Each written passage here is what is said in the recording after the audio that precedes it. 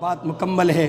ایک عالم دین اور وہاں سے پڑھ کر فلسطین پہنچے، وہ عالم دین تھے، ان کے ساتھ کیا کچھ گزرا، اور نتیجے میں اب جب وہ حالات سے دوچار ہیں تو انہوں نے خط لکھا ہے، وہ خط عالم اسلام کے نام ہے۔ ایک ایک لفظ اس کا آپ کے دل کی دنیا پہ دستک دے گا، توجہ سے سماعت کریں۔ کہتے ہیں خط کے چھوٹے سے تراشے میں نہیں آئیں گے، خط کے چھوٹے سے تراشے میں نہیں آئیں گے، غم زیادہ ہیں لفافے میں نہیں آئیں گے۔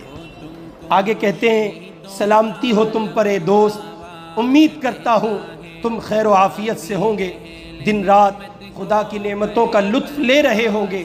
سردی آنے والی ہے تو لحاف اور گرم کپڑے الماریوں سے اتار لینا تاکہ ٹھنڈی ہوائیں تمہاری صحت پر اثر انداز نہ ہو، مخملی چادریں بچھا لینا کہ تمہارے پاؤں ٹھنڈی زمین کے عادی نہیں ہیں۔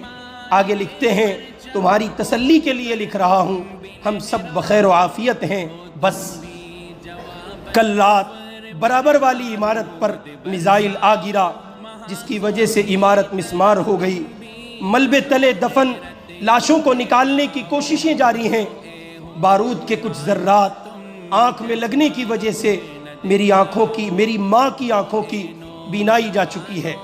آگے کہتے ہیں بھاری ستون کندھے پر گرنے سے میرا ایک بازو تن سے جدا ہو گیا، دوسرے ہاتھ سے تمہارے نام یہ خط لکھ رہا ہوں۔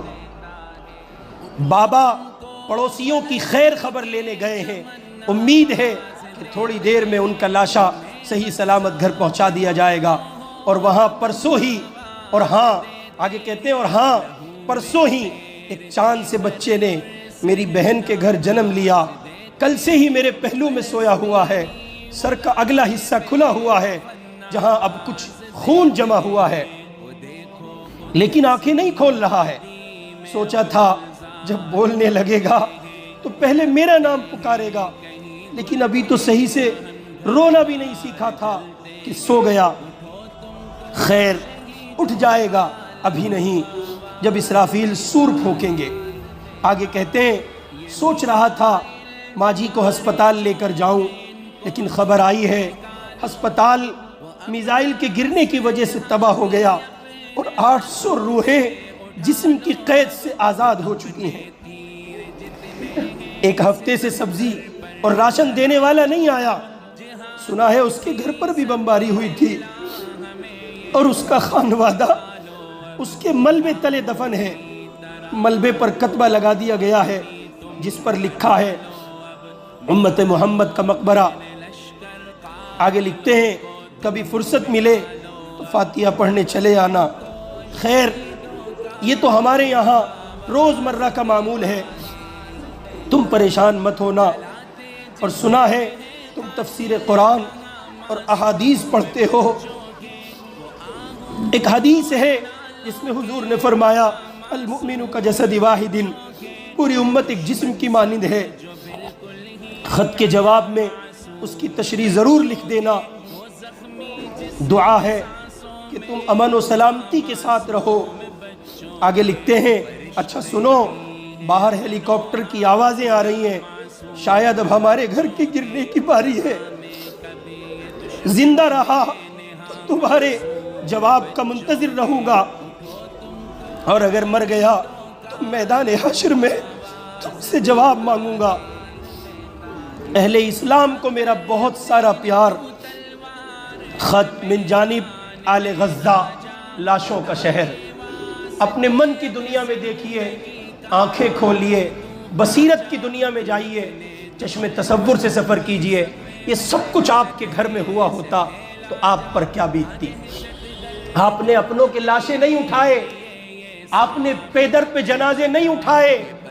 میں اپنے نوجوان دوستوں سے گزارش کروں گا، اگر اب بھی آپ کو برانڈیڈ چیزوں کا شوق ہے اور اس کا ہیضہ سوار ہے تو پہنو، میں انکار نہیں کر رہا ہوں، برانڈ پہنے آپ، لیکن وہ پہنے جو آپ کے مسلمان بھائیوں کے لاشوں کا سامان نہ بنے۔ وہ چیزیں استعمال کریں اور دیکھیں، سوچیں، جب آپ کسی مشروب کو پی رہے ہیں تو کہیں ایسا نہ ہو کہ آپ حقیقت میں کسی فلسطینی کا خون پی رہے ہیں. اللہ رب العزت والجلال مجھے اور آپ کو ان معصوم فلسطینیوں کی حمایت، ان کی محبت، ان کی اعانت کے لیے قبول فرمائے اور ان کی پریشانیوں کا خاتمہ فرمائے. ان کے شہداء کو اللہ تعالیٰ قرب کے اعلیٰ درجات نصیب فرمائے اور ان کے زخمیوں کو، بیماروں کو اللہ پاک کامل شفا نصیب فرمائے. وآخر دعوانا ریاض اسلامک اسکول تعلیمی میدان میں ایک نیا انقلاب. اسلامک اور ماڈرن ایجوکیشن کی عظیم درسگاہ. 23 سالہ تجربے کے بعد طلبہ و طالبات کے لیے ریاض اسلامک اسکول پیش کرتا ہے حفظ قرآن، ناظرہ قرآن، قاعدے کے علاوہ نرسری تا 10ویں جماعت تک کے تعلیم کا بہترین نظم.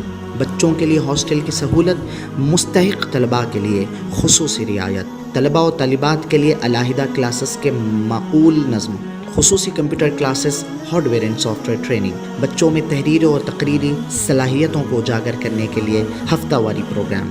قابل اور مشفق اساتذہ کرام کی نگرانی میں بہترین تعلیم نظم. صبح 8 بجے تا شام 4:30 بجے.